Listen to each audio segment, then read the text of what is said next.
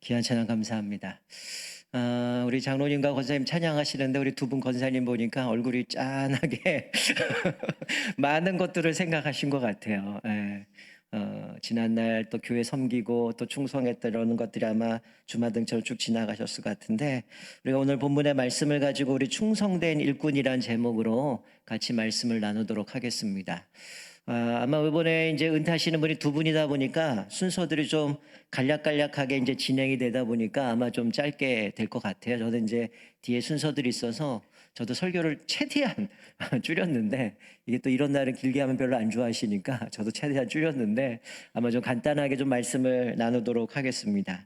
잠언 25장부터는 소위 이제 우리 잠언 앞에 보면 이건 솔로몬의 잠언이다라고 되어 있는 거죠. 이거는 후대의 솔로몬의 잠언들을 모아가지고 집필해 놓은 것이 이제 잠언 25장부터 이제 뒤로 가는 내용들이죠. 우리가 오늘 읽은 말씀에 보면 충성된 사자는 어떤 사람인가 이렇게 말씀하죠. 그를 보낸 이에게 마치 추수하는 날의 얼음 냉수 같아서 능히 그 주인의 마음을 시원하게 하느니라.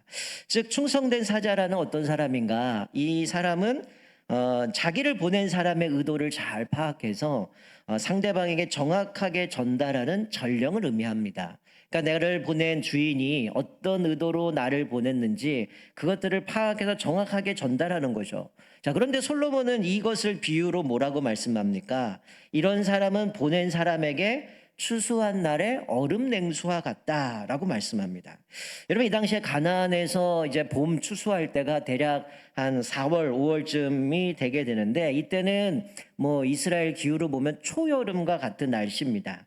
열심히 노동하다 보면 땀이 뭐 자연스럽게 흘러가겠죠. 그러면 이런 상황에 가장 좋은 거는 그 땀을 식혀줄 시원하고 선선한 그런 바람일 겁니다. 그러니까 사실은 이 원문을 자세히 살펴보면 우리가 오늘 본문에는 얼음 냉수와 같다라고 되어 있는데, 이게 원래 히브리어 원문 그대로 직역을 하면 이거예요. 눈의 차가움, 스노우, 겨울에 내린 눈의 차가움, 눈의 시원함, 이런 말로 표현되어 있습니다. 그러니까 이게 뭐 여름철에 눈이 왔다 이것을 이야기하는 게 아니라 그만큼 더운 날에 이렇게 시원하고 아주 상쾌하고 개운하다, 이런 의미죠. 그러니까 우리가 더울 때 뭐 여러분 일해 보셔서 아실 겁니다. 일하지 않더라도 더운 날에 정말 햇볕이 쨍쨍 치고, 요즘은 우리나라도 뭐 온난화가 돼서 이제 여름이 뭐 만만치 않은 그런 계절이 됐는데, 그럴 때 우리는 그늘에만 숨어도 뭔가 몸이 시원한 아열대처럼 그런 결기를 만나고 있는데, 이 얼음 냉수와 같다라는 얘기는 그만큼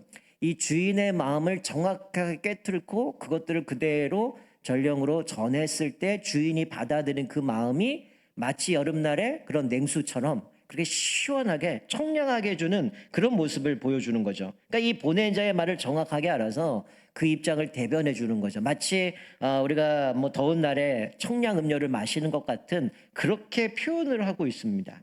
오늘 은퇴하시는 권사님 두 분은 아마 주님께 이렇게 여름날의 냉수 같은 충성되고 헌신된 분이라 믿습니다. 아마 이분들의 섬겼던 것, 또 사역했던 것들을 보면 우리 아까 장로님도 기도하셨지만 전도회든 권사회든 찬양대든 정말 하나님 앞에 충성한 분들인데, 오늘 13절에 말씀하고 있는 것은 바로 충성된 사자는 그렇게 여름날에 주인의 마음을 시원케 하는 얼음 냉수와 같다라고 이야기를 해요. 자, 그런데 읽진 않았는데, 자, 14절 우리 자막을 보시면 14절에 이렇게 얘기를 합니다. 선물한다고 거짓 자랑하는 자는 비 없는 구름과 바람 같으니라. 자, 제가 오늘 13절만 읽은 거는 의도가 있어요. 원래는 13절, 14절에 같이 가야 되는데 제가 뒤에는 빼버리고 13절만 읽었는데, 자, 13절은 충성된 사자가 어떤 사람인가를 이야기하고 바로 이어서 반대되는 사람을 이야기를 해요. 선물한다고 거짓 자랑하는 자는, 이게 무슨 얘기입니까? 말만 번들을 한 거죠. 내가 선물 사줄게, 내가 이거 사줄게, 이 얘기인데 이게 뭐야? 거짓 자랑하는 자라는 거예요. 그러니까 앞에 충성된 사자는 주인의 마음을 깨닫고 그것을 그대로 전하는 전령으로서 여름철의 냉수와 같은 그런 사람이라고 그랬는데, 여기에 등장하는 선물한다고 거짓 자랑하는 자는 비 없는 구름과 바람 같으니라. 즉 이 얘기는 충성된 사자와 반대되는 모습입니다. 이 사람은 말은 아주 그냥 휘황찬란하게 얘기하는 거죠. 내가 사줄게. 내가 이거 해줄게. 그런 이야기를 하지만 이거는 거짓 자랑이라는 거죠. 결국 남을 해칠 뿐이라는 겁니다.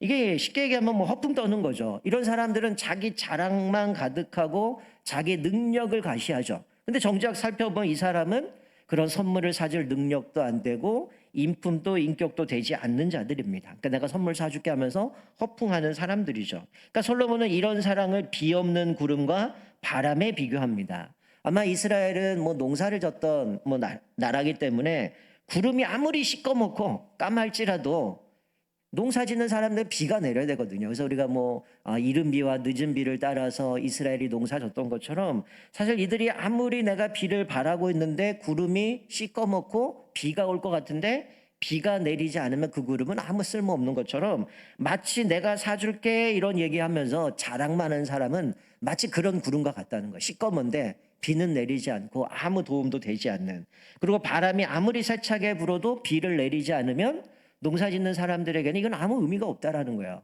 마치 충성된 사자는 주인의 마음을 시원케 하지만 반대로 그냥 말만 뻔지르하고 내가 선물 사줄게 하고 자기 자랑만 하는 사람은 마치 검은 구름인데 또 바람은 부는데 비는 내리지 않아서 아무 도움 되지 않는 실망만 안기는 사람을, 이 솔로몬은 두 사람을 비교하면서 말씀해 주고 있는 거죠. 그래서 이런 사람들은 대부분이 거짓 선지자들의 모습에서 발견합니다. 그리고 우리가 뭐 마태복음 4장에도 나오는 것처럼 예수님을 시험할 때 사단이 그랬죠. 네가 나한테 절하면 내가 이 천하 다 줄게. 여러분 원래 그 하나님 거거든요. 근데 마치 자기가 뭔가 이거를 줄 것처럼 얘기하지만 전혀 그런 능력도 없고 줄 수 있는 자격도 안 되는데 그렇게 이야기를 하는 겁니다. 결국은 이런 허풍을 떠는 사람은 믿지도 말고 가까이 하지도 말라라고 권면할 뿐만이 아니라 또 하나 우리에게 주시는 교훈이 뭐냐면 그런 이야기를 듣고 어떤 뇌물이나 선물을 주겠다는 말을 믿고 뭔가로 하려고 하는 것도 하지 말라라는 거예요. 오늘 솔로몬은 두 사람을 비교합니다. 하나 앞에 충성된 사람이 어떤 사람이냐, 또 어떤 사람은 선물하겠다고 얘기하는데 허풍만 떠는 사람이 누구냐. 이 모습을 보면서 우리는 두 종류의 일꾼이 있는 것 같아요.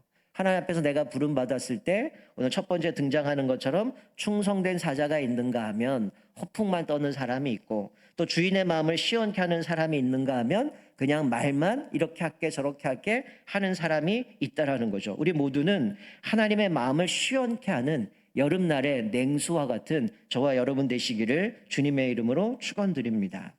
여러분 왜 우리가 여름철에 냉수와 같은 얼음물 같은 그런 사람이 돼야 될까요? 사실은 원래 우리는 하나님 앞에서 이런 자격이 없어요.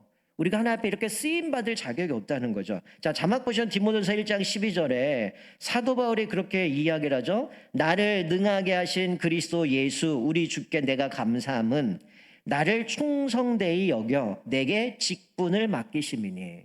우리를 충성되이 여기셔서 직분을 주신 겁니다. 내가 충성되고 내가 뭔가 잘하고 능력 있고 이래서 우리가 직분이 된 게 아니라 하나님께서 우리를 충성되이 여겨 내게 직분을 주셨죠. 원래 사도 바울은 어떤 사람입니까? 예수 믿는 사람 잡아다가 감옥에 잡아넣고 죽이던 사람이 하나님이 자신을 충성되이 여기셔서 내게 직분을 주셨다라고 고백하는 거죠. 그는 죄인 중에 괴수라고 얘기를 했어요. 예수님 믿는 사람 핍박했고 죽였고 방해했고 심지어는 스데반이 죽는 거를 마땅하게 여겼던 그였지만 이제는 주님이 나를 충성되이 여기셔서 직분을 주셔서 이방인의 사도로, 복음의 사도로 부르셨음을 고백합니다. 마찬가지도 우리도 자격이 없어요. 그런데 우리를 충성되게 여기셔서 우리에게 직분을 주신 겁니다. 제가 뭐 자격이 있어서 목사 됐나요? 저도 똑같은 죄인이고 똑같은 연약한 존재지만 충성되게 여기셔서 저에게 직분을 주셔서 이 일을 감당하게 되고 복음을 증거하게 하셨다라는 거죠. 우리가 거룩한 이유는 내가 거룩한 게 아니라 거룩하신 주님을 모시고 있기 때문에 거룩한 겁니다.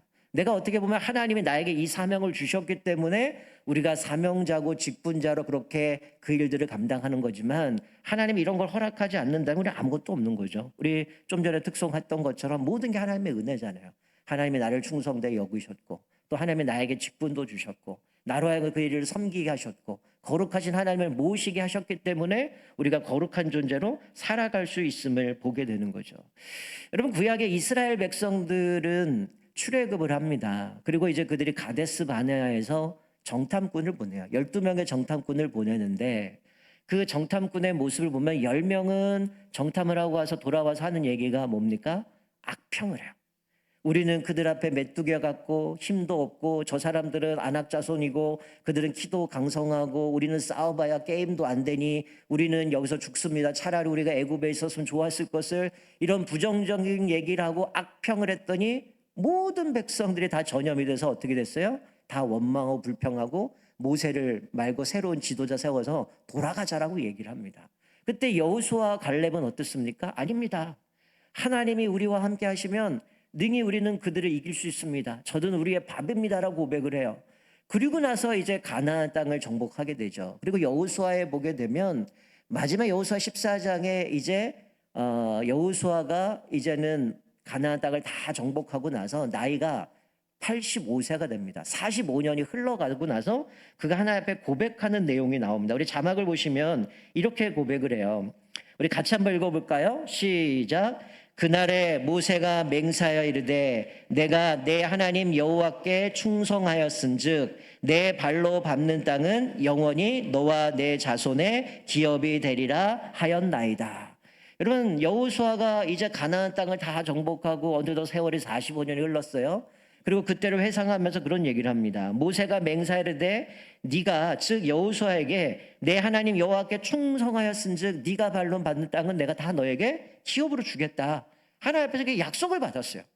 45년이 흘렀습니다. 근데 그것을 떠오르면서 고백하는 거죠. 내가 40살 때 전쟁에 나가서 그렇게 이제 가나안 땅을 다 차지하고 이제 전쟁도 끝났고 내 나이가 85세지만 하나님이 그때 약속하셨습니다. 내가 그렇게 충성했고 하나님을 신뢰하면서 그 땅을 차지할 수 있다고 고백했고 전쟁을 치러서 땅을 다 차지했는데 이제 남아있는 땅이 있다라는 거예요. 그때 하나님이 약속하신 내가 밟는 땅 주신다고 얘기했는데 지금 내가 85세지만 그때나 지금이나 내가 나갈 수 있습니다.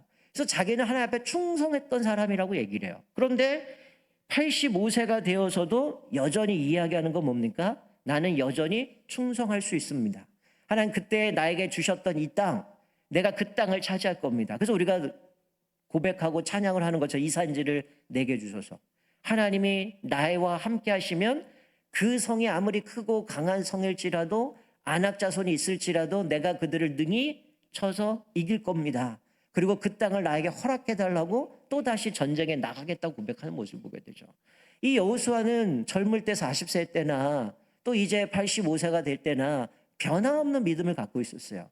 충성한다는 건 뭡니까? 그 주인을 신뢰하는 거죠. 오늘 낮에 살펴본 것처럼 그분의 약속을 신뢰하는 거고 그분이 주신 그 믿음을 갖고 나아가는 건데 85세가 되어서도 여전히 다시 충성했다고 다짐하면서 그 땅을 달라고 이야기를 하는 거죠. 그래서 그 안악자손과 같은 기골이 장대하고 큰 성이고 튼튼한 철병거를 가지고 있는 사람들이지만 내가 그곳을 가서 차지하겠다고 그 믿음으로 그 땅을 요구하는 모습 가운데 끝까지 충성하는 모습을 보게 됩니다. 제가 좀 전에 올라오기 전에 한 권사님이 저랑 만나서 아유 권사님 벌써 은퇴시네요 이랬더니 다른 권사님 은퇴 없는 거 아시죠? 찬양 때 끝까지 하셔야 됩니다. 이런 얘기를 하셨는데 오늘 이 여호수아가 그랬어요. 여호수아 갈렙이 그렇다는 거죠. 하나님 앞에서 나는 이 사명, 하나님 이 산지를 내게 주십시오. 내가 이 땅을 차지하겠습니다라고 고백하면서 이 하나님 앞에 믿음으로 나아갔던 것처럼 우리는 사실 뭐 요즘 시대에 그런 얘기를 합니다. 요즘은 이제 뭐 여러 가지 연구지나 이런 모습과 우리가 이제 140세까지 간대요. 왜냐하면 이제 암이 정복이 되기 때문에 우리가 그 정도 산답니다. 근데 이제 우리는 뭐 60세 은퇴하시고 사회에서는 또 70세 은퇴하시는데 그럼 나머지 40년, 50년 어떻게 사실 거예요? 오늘 은퇴하면 끝입니까? 아니죠. 내가 공적인 일들에서는 은퇴를 하지만 하나님이 나에게 주신 사명은 하나님이 나를 부르시는 그날까지 끝까지 충성하는 겁니다. 여호수아가 고백한 것처럼 이 갈렙이 주님 앞에 나아갔던 것처럼 하나님 나는 이 땅 하나님이 나에게 약속하신 것 그 사명 끝까지 감당하겠습니다. 어쩌면 85세에 이 정도 됐으면 내가 멈출 수 있지 이런 생각하겠죠. 그러지 않았다는 거죠. 여러분 로마서의 말씀을 보면 사도 바울이 로마서 16장에 자기가 사역하면서 자기를 도와줬던 사람들 하나씩 기록하면서 사람들의 리스트가 정리되어 있어요. 이 사람들은 뭐 사도 바울이 섬겼던 교회들이겠죠. 그 교회에서 얼마나 충성했냐면 몇몇 사람들을 이야기하면 갱그레아 교회 일꾼인 베베라고 있어요. 이 베베는 여자 집사인데 이 사람은 어떤 사람이었냐? 사도 바울의 보호자가 되었다. 즉 복음을 증거하면서 여러 가지 핍박이 있었지만 그를 도와주고 협력했던 보호자가 되었다고 얘기하고, 또 우리가 잘 아는 브리스길라와 아굴라는 바울의 목숨을 위해서 자기 목까지도 내어놓은 사람이었다라고 얘기를 해요. 그리고 또 수많은 사람들을 이야기하면서 나의 동역자다라고 이야기합니다. 사실 우리는 하나님 앞에서 모두 다가 하나님의 이 교회의 머리가 되시고 예수님 머리가 되시고 우리는 지체들이죠. 한 사람 한 사람 동역자가 되어주는 거죠. 우리 두 명의 권사님 오늘 은퇴하시지만 이 동역의 관계는 끊어지지 않습니다. 계속해서 서로 기도하고 세워져 가야 되는 거고, 또 은퇴하신 분들이 보여지는 것들이 있고 또 젊은 분들이 보지 못하는 것들이 있어요. 그것들을 보면 그것들을 통해서 야, 넌 왜 이거 못해가 아니라 내가 그것을 보여줬다면 그것들을 지도해 줄 수 있고 또 후배들을 위해서 기도해 줄 수 있고 같이 동역을 통해서 몸된 교회를 세워갈 수 있음을 다시 한번 깨닫습니다. 오늘 이 말씀처럼, 잠언의 말씀처럼 우리 온 천살의 모든 성도님들은 그 주인, 우리를 부르신 하나님 앞에 여름날의 얼음 냉수와 같아서 그 마음을 시원케 하는 모두 다 충성된 일꾼 되시기를 주님의 이름으로 축원드립니다. 아멘. 예.